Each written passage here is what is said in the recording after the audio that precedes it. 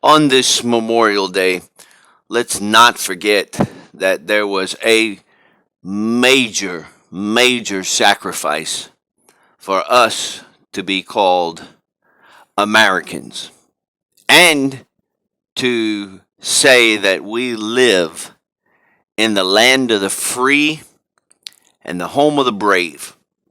It was paid for by the sacrifice of many that went to war.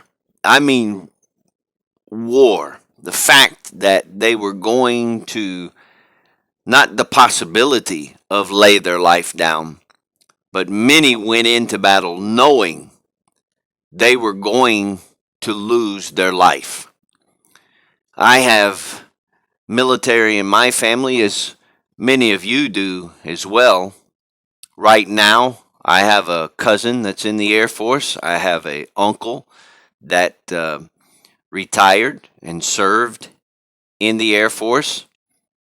I have a brother-in-law that's in the military right now overseas, and I have an uncle that uh, passed away years ago. He was in World War II.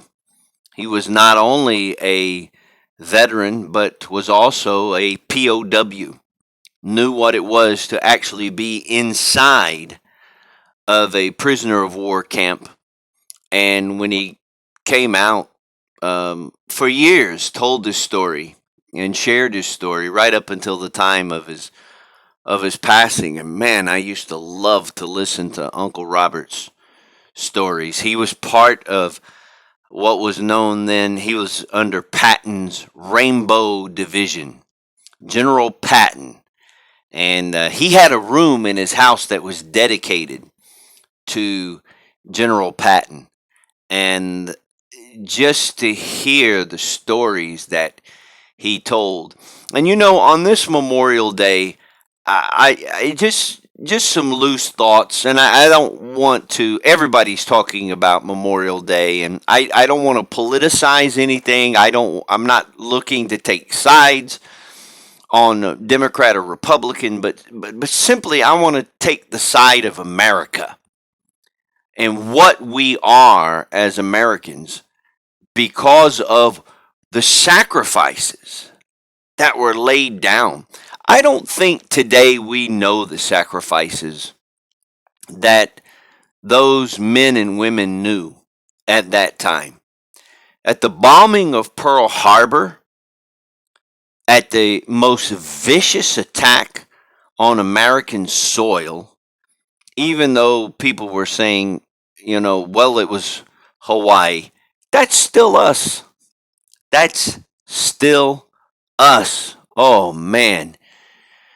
The story was told by about Winston Churchill that not that he was happy that Pearl Harbor took place, but almost the saying was, now that Pearl Harbor has taken place, America will get involved in this fight.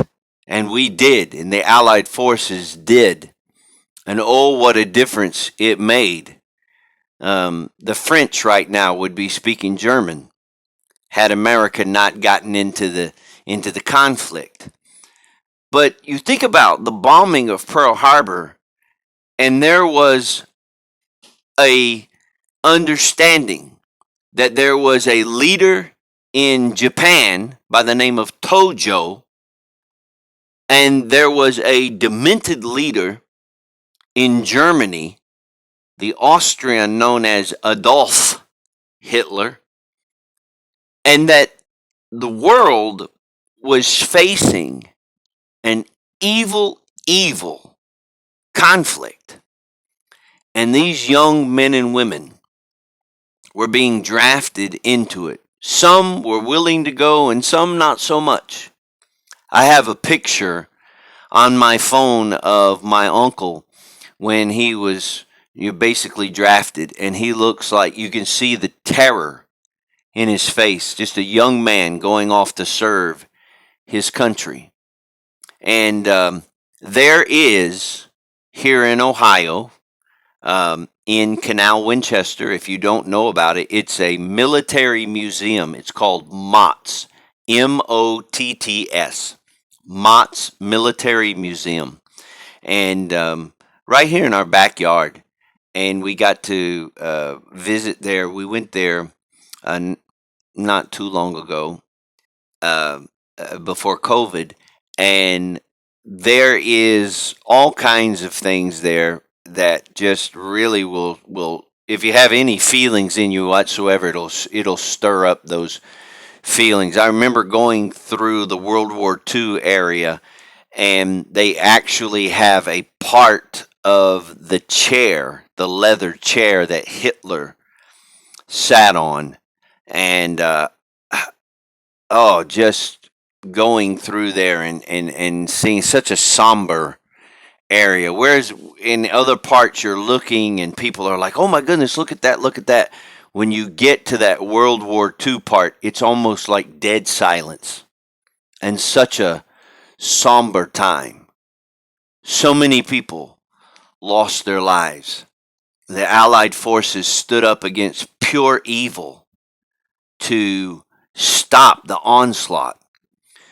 And man, you think about it.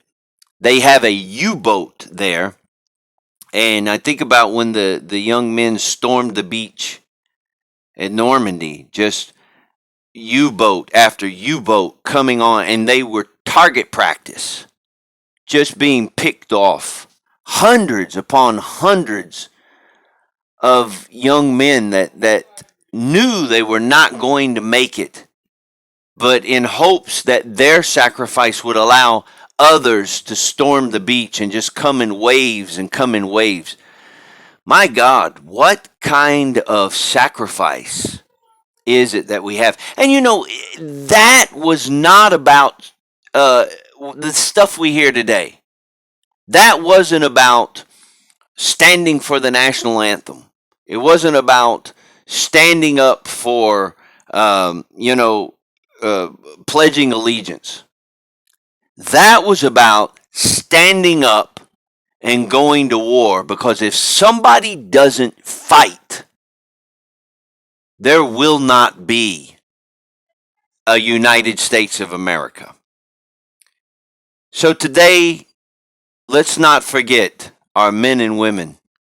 And on this Memorial Day, let's stop for a moment. And as we thank God for and thank the heavens and thank the universe for all that we do have, let's not forget those men and women who stormed the beach and fought in a war that the only thing they understood was, I'm here to keep my family free.